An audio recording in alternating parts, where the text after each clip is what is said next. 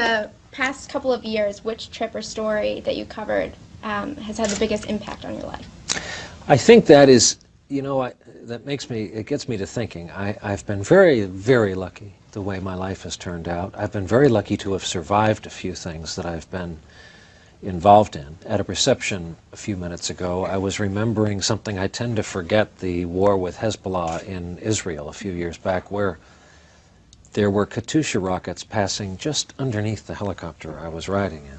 A few years before that, you go back to Iraq, and I looked down the tube of an RPG that had been fired at us, and it hit the chopper in front of ours. I can't take it anymore. My favorite is probably still the when he looked out of his hotel room, the body was floating by, and they had to rescue him from a stairwell because gangs were invading the five-star hotel he was at. I mean, it doesn't end with him. Dan Gainor, Vice President of Business and Culture for the Media Research Center, is with us. Hello, Dan. Hi. I mean, it's so bad now. People are doubting his teenage recollections of being mugged when he was selling Christmas trees. And it just, every story with him has this air of romance and adventure. It's like it's a Hollywood movie, only because it comes across like it's a Hollywood movie and just as believable. Well, I'm wondering if now the senator from the great state of New Jersey, Cory Booker, is going to hire him to write some more, enhanced bio segments. We know that Booker run into a burning building and saved a puppy and saved a anyway. But what's going to happen here, Dan? What needs to happen? What will happen? What do you think? Well, I mean, what should have happened before when this all came to light? Brian she should have fallen on his sword and voluntarily suspended himself. But now it's gone beyond that. It's gone beyond one thing, to Katrina, to Israel, to his other recollections. People were doubting a lot of his reporting, and now at this point, for the sake of the network, maybe for the sake of the industry, he's going to step down. That's what he should. He should honorably resign. Here is a man who holds potentates, presidents, and princes to a high standard of accuracy and reliability.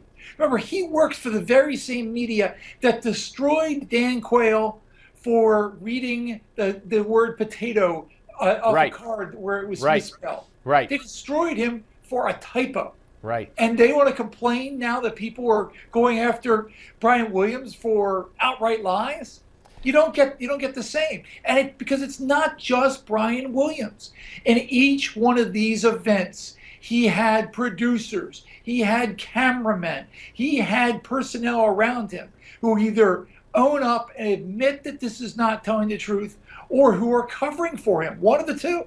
Yeah, absolutely. I want to move on very quickly to Barack Obama, who was given an interview, and among other things, he's blaming the networks for hyping the threat of terrorism because it's sexy, and climate change isn't sexy, and and between that and Susan Rice talking about what our national concerns are, downplaying the existential threat of terrorism the other day, Friday, and focusing on climate change and gays, lesbians, bisexuals, and transgenders, it really sends a shiver up and down your spine.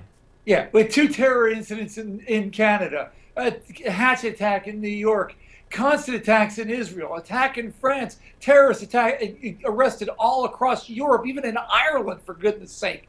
But there's no existential threat that stretches all the way to Australia. I mean, it's just ludicrous. It is.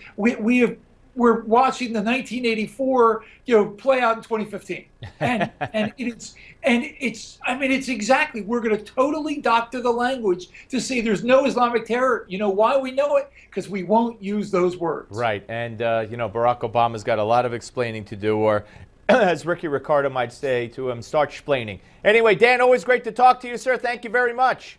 Thank you. Talk to you soon. All right, Dan Gainor, ladies and gentlemen. It's just, you can't make this stuff up.